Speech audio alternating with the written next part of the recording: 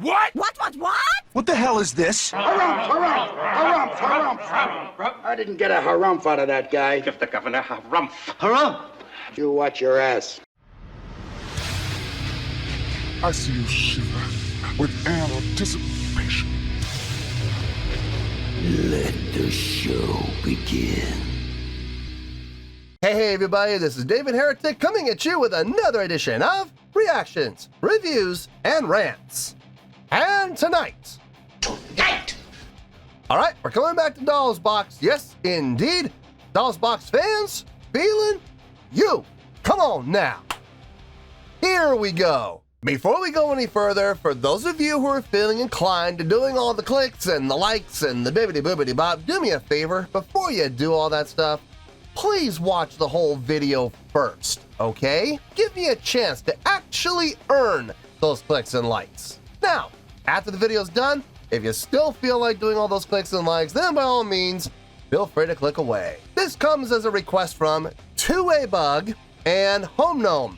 And this is actually Home Gnome's prioritized request for the month of October for being a silver tier member on the Patreon page. So there you go, Home Gnome. I hope you enjoy the show, man. Home Gnome and you as well, Bug.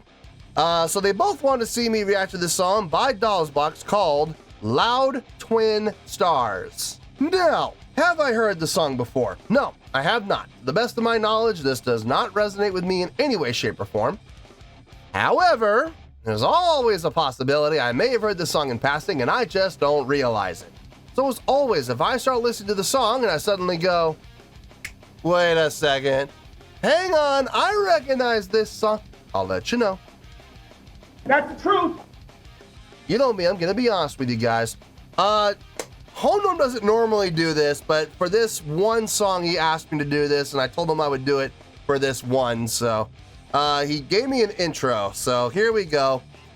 When the original Heretic Spin, or Heretic Spin, sorry, when the original Heretic Spin lead singer, Army, A-R-M-M-Y, Army, or Army, or Army, or Armai, I don't know which one it is. The original lead singer left the band. You will have seen her in your Across the Now reaction, but it's not up on YouTube at the time of sending this note. They needed vocalists to fill in to complete their current tour.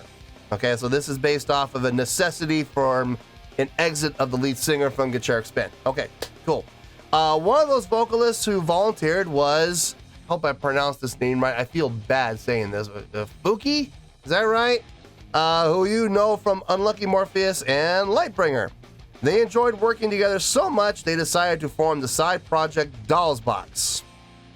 That's how Boxx came to be, from the departure of a lead singer. Okay, well, look, that is a story that has been told literally hundreds of times over the course of music, where, you know, lead singers depart from bands and they need someone to fill in, and they do, and the next thing you know, they either become the new lead singer by default or they form a side project with them. It's not unheard of, so it's still an interesting story.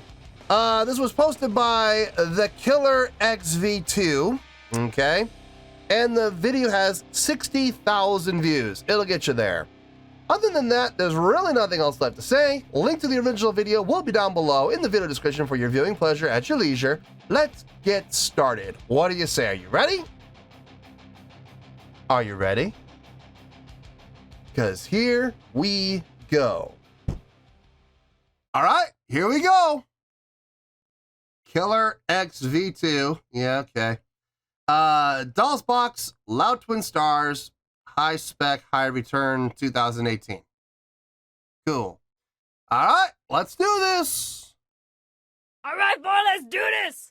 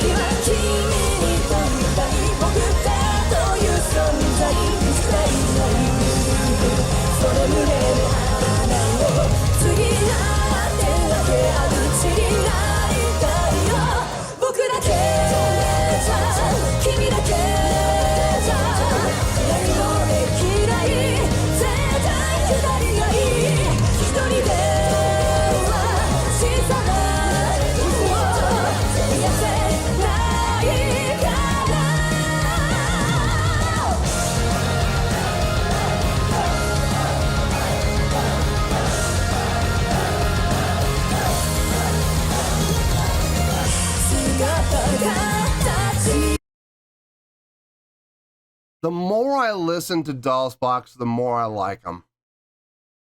I do. Here's the thing. I know, I knew going into this who they were. And I've been told several times by several different people what DOSBox really is. It's at its core, it's Heretic Spin with the lead singer of Unlucky Morpheus. Okay, I get that. I understand that. But here's the thing. It's a side project, and I understand that. But they're doing something that a lot of these type of bands that get formed out of necessity, they do something that is very rare. And that is they take the best parts of their original projects and only the best parts of their original projects, and they bring them together and somehow they make them fit. They have the upbeat energy, showmanship of Heretic Spin, but they have the edginess and the heaviness of Unlucky Morpheus. They have in this project everything that I've been missing from Heretic Spin and everything that I've been missing from Unlucky Morpheus. They brought them together harmoniously into this middle road. And out of the three bands, you take Heretic Spin, you take DOSBox, you take Unlucky Morpheus, you ask me which of those three bands I prefer the most. I'm going to be honest with you, folks. The more I listen to DOSBox, the more I'm liking DOSBox compared to the other two. Not that I don't like Heretic Spin, not that I don't like Unlucky Morpheus. I like them both. They're perfectly fine on their own. But if you ask me out of the three bands which I would prefer to listen to, DOSBox every single time. Every single time. I know I'm going to get flack for saying that. I know I am. But honestly, I don't care. It's my personal preference. I like this band. They have the energy and the drive and the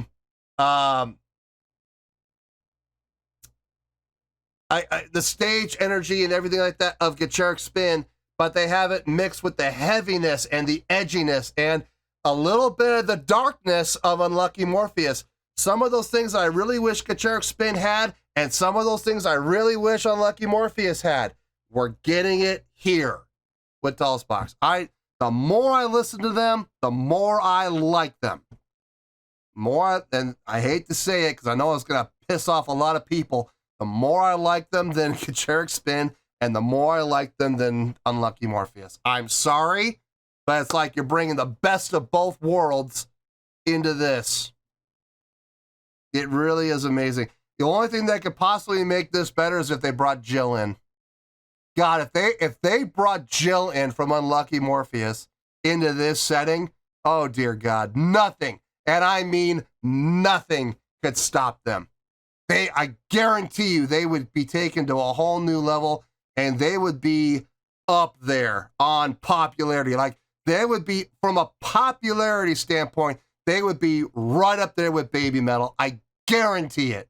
I guarantee it. Wouldn't that be something?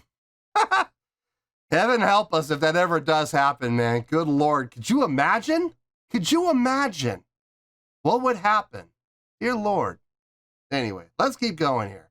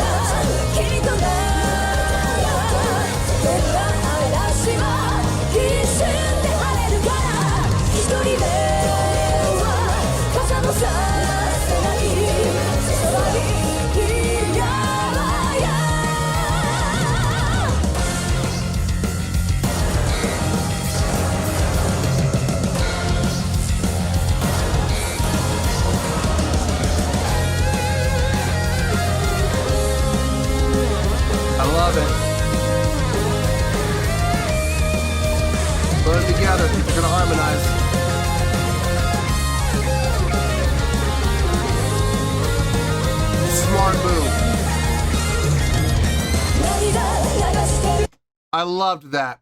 I loved that. Listen, if you're going to have harmonizing instruments, have them together, you know? And the keyboard player, unless she decides to pick up a guitar, which, have I ever seen her do that? I think I have, actually. But she's not playing a guitar in this case. So you want, if you're going to have them be together, the only way that's going to happen is if the guitar player goes back there. And I loved most about that. The guitar player did go back there, got up on the riser with the piano player, and she faced the audience. She was facing the audience while playing, while able to look over her shoulder at the keyboard player. And the keyboard player was able to look at her when she was playing. Man, that's great stage interaction right there. I love that. And the harmonizing was totally in sync, totally lined up. It sounded great. But more importantly, don't get me wrong, it did sound great, but more importantly, it looked so good doing that. That was a lot of fun. You know what? That was so much fun. I want to go back and I want to see it again. No, I don't care. Hey, it's my show. If I want to go back, we're going to go back. I really liked seeing that, and I really liked hearing it. So we're going to hear it again. Absolutely.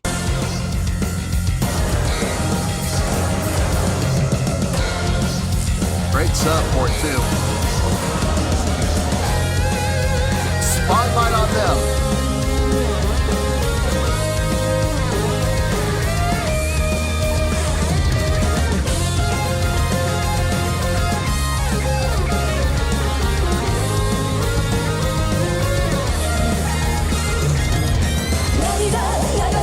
Kind of Chick Corea-ish. I just noticed those last couple lines. Kind of Chick Corea-ish. Chick Corea Electric Band-ish. Those ascending octaves. Very Chick Corea Electric Band-ish. I like that. That was really good. Sorry. I just had to make that comment. Let's keep going.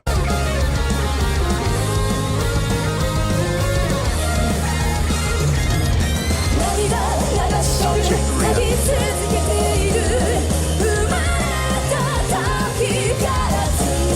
I love them singing together.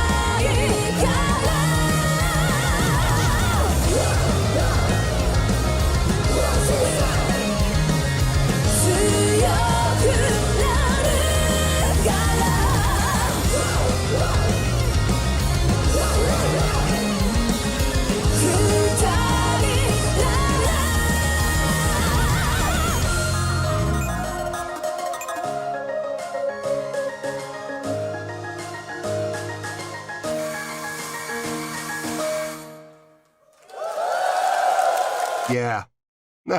Yeah. Oh, man. Good stuff. Good stuff. So many good things happening. So many good things happening with this band.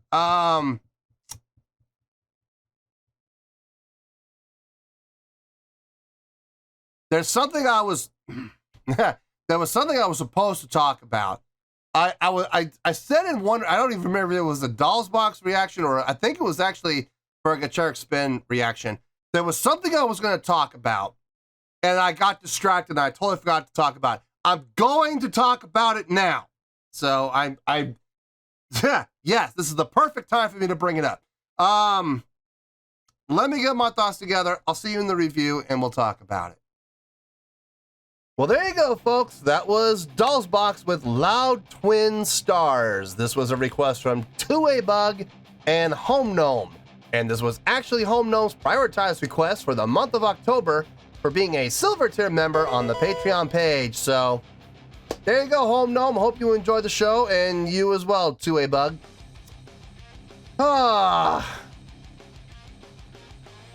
I'm digging this band. I'm sorry. I'm not even... You know what? I'm not even gonna try to hide it. I'm not. I have no poker face. I know I don't. I suck at poker. Every time I play poker, I absolutely suck at it. And it's not because I don't know the strategies. I don't. It's not like I don't understand, you know, what to do when you see this and what you do when you're holding this. I get all of that, but unfortunately, I just have no poker face, and everybody knows when I have a good hand, and everybody knows when I'm bluffing. So I just suck at it. So I'm not gonna try to hide it. I really am enjoying this band. The more I listen to them, the more I see them, especially live, the more I appreciate and enjoy them, and the more I'm getting into them. And I can honestly say the more and more I'm becoming a fan of this band. Nothing against Heretic Spin, nothing against Unlucky Morpheus. I like both of those bands, I do. But if I have to choose between those two and this band right here, I'm picking this band every single time. I'm sorry. I know I'm going to upset a lot of people when I say that, but it's personal preference, folks. They bring the best of both worlds together like seamlessly. And I really enjoy listening to this band. I do. And the more I get to see them, the more I get to listen to them, the more I'm getting sold on them. I absolutely am. Now I'm going to talk about more about that at the end because there is a double-edged sword, okay? And I'm going to talk about the other side of that edge at the end. But let's start with the good stuff first. Let's start off with the score. On a scale of 1 to 10, I'm going to give that an 8.6. Yep, 8.6. I feel good about that score. Let me tell you why. Why? Man, this was fun. This was fun. I dug the song.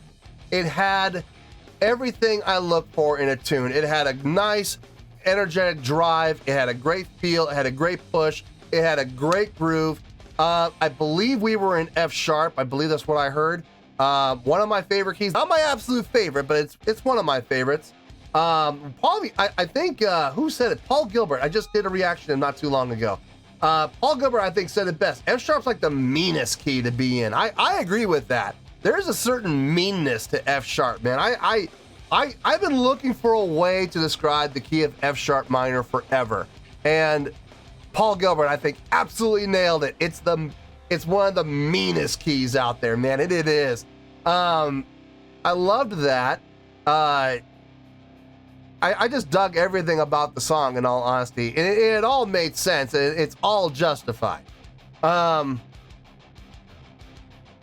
songwriting, not overly complex. I'm not going to sit here and blow smoke up your butts and go, oh, this is the most amazing song I've ever heard written in my life. No, please. There are so many more impressively written songs than this. But you know what? They took a song, they have a nice chordal progression, but it's simple time signature, 4/4. I mean, it doesn't get any simpler than that. And they just made it work. They took a somewhat simple song from a songwriting standpoint, and they gave it such edge and such drive and such energy that you can't help but groove along to it. You really can't. And a lot of that came down to the drummer. Now, this is where I'm going to correct myself.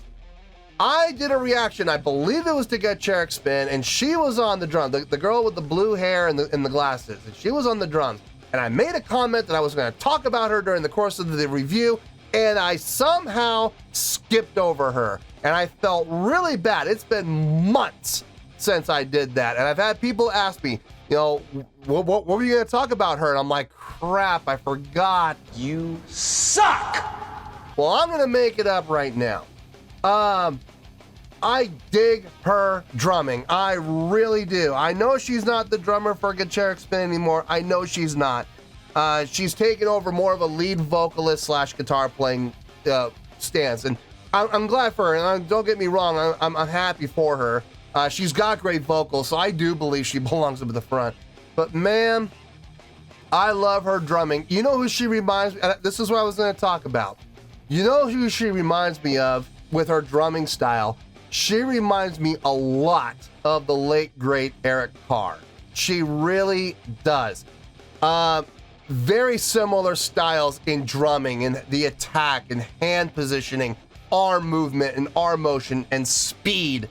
and transitions and crossovers, and how he always used to sit up like this, like he's on a post, and he's like this. And she's very much the same way, head on a swivel, and able to sing as well as she does, as seamlessly as she does, with her pitch being spot on like it is while playing the drums.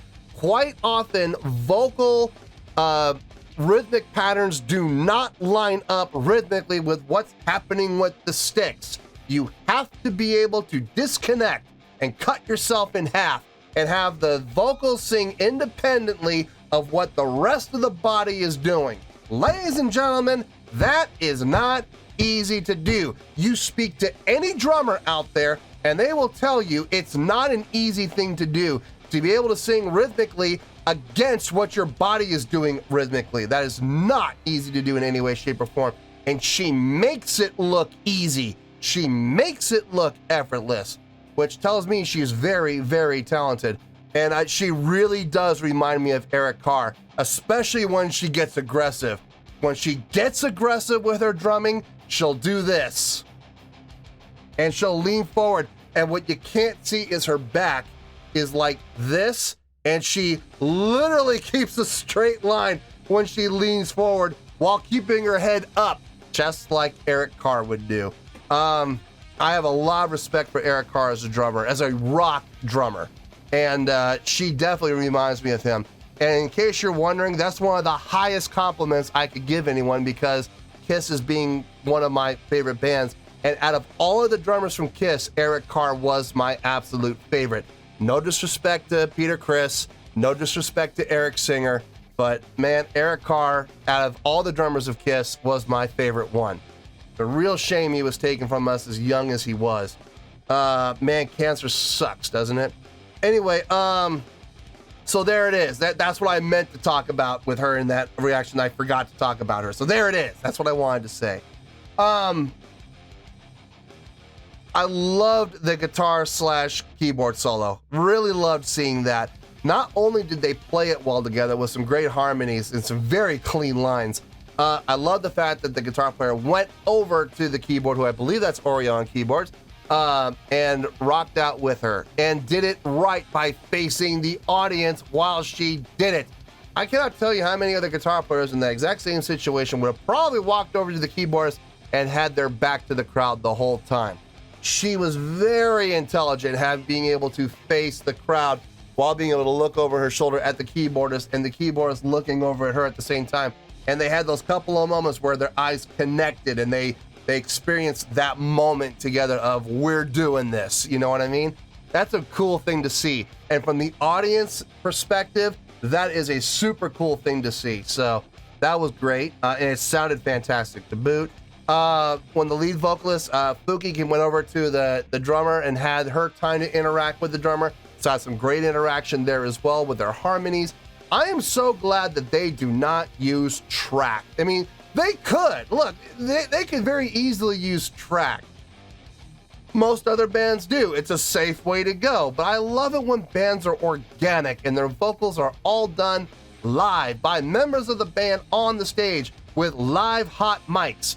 I love hearing and seeing that, and I give all the respect in the world to both of those ladies for doing that, and to all the ladies for doing the vocals. I mean, everybody had a mic, and at times everybody was using them. The bass playing was absolutely solid. The popping and slapping sounded really tight. I've come to expect that from her. You know, that's kind of her thing. And the keyboard playing sounded tight as well, filling out the sound and reinforcing what the guitar player was doing. Everybody across the board sounded great across the board. I have absolutely no complaints about this. I really am enjoying this band more and more the more I listen to them.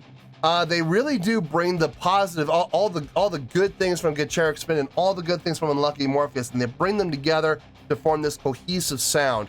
They bring the high energy and the positive sound of and the energetic sound, and the showmanship and the stage energy that sometimes, let's be honest here, Unlucky Morpheus, they do put on a good live show, but if we could be honest here for a second, who puts on the better live show from a visual standpoint? Heretic Spin or Unlucky Morpheus. I'm going to Heretic Spin every single time. So they bring that stage energy, that stage presence, that stage interaction, the crowd interaction. They bring their, and they bring the energy in the songs over to them. Meanwhile, you got Unlucky Morpheus, who brings the darkness and the heaviness and the edginess that I really wish Heretic Spin would have. And they bring them together to form Dolls Box. The more I listen to these guys, the more I appreciate them. Having said that, here's the problem. I have heard a few songs from Dolls Box, and each time they have impressed. Now here's the problem with that. Now we have to bring in that dreaded word, expectation. Now I expect it. Now I expect everything that I've enjoyed to happen with every single song. They've raised their own bar. So it's going to get tougher and tougher for Dolls Box to pull off getting the high 8s and getting the 9s. I don't know if Dolls Box has ever gotten a 9. It's going to be a little bit tougher. I'm not saying it's impossible. I'm not saying they haven't raised the bar up here yet. The bar is about here, okay? But they have raised it from down here to about up here. So it's going to be a little bit tougher now to get up in those 8s. I'm not saying it's impossible. I'm just saying it's going to be a little bit harder now because that expectation has been raised. So we'll see what happens with the future with these girls. I really dig them. I really do. And the more I listen to them, the more I become a fan. And I'm telling you right now, I stand by this. And I know it's going to upset people, but quite frankly, I don't care. If I have to choose between listening to Heretic Spin, Unlucky Morpheus, or Dolls Box, if I can only listen to one of them, I'm going to pick Dolls Box. I'm sorry. I know it's going to upset people, but I don't care. I'm really digging these ladies in this format. The only way this could get better, and I want people to think about this for a second. The only way this could get better, what if Jill jumped on board? Explosions! What if Jill jumped on board from Unlucky Morpheus and jumped into this scenario? Oof. It could be amazing, or it could be really bad. I can't imagine it being really bad, but I mean, it could change up the whole dynamic of the band, and the whole band could fall apart. It is possible, but unlikely. I think if Jill came on board, I think it would be epic, and I think this would be taken to a whole new level. So I dug it. I enjoyed it. I have nothing more to say. 8.6 final score. I have spoken. Well, that's going to do it for this edition of Reactions, Reviews, and Rants. Hope you all enjoyed the show. Hopefully, I was able to entertain you. If I was able to put a smile on your face and brighten your day, I did my job, and I'm so glad I could do it. If you guys feel like joining the fan base, go ahead and click on that button down there. If you guys want to like the video, go ahead and like the video. If you guys want to ring the bell, go ahead and ring the bell. It honestly doesn't make any difference at all to me, but if you guys feel like doing these things, then by all means, feel free to do so. Well, that's going to do it for tonight, folks. Thank you very much for watching, and as always, this is David Heretic signing off, reminding you to stay fabulous and support each other. Later. Peace.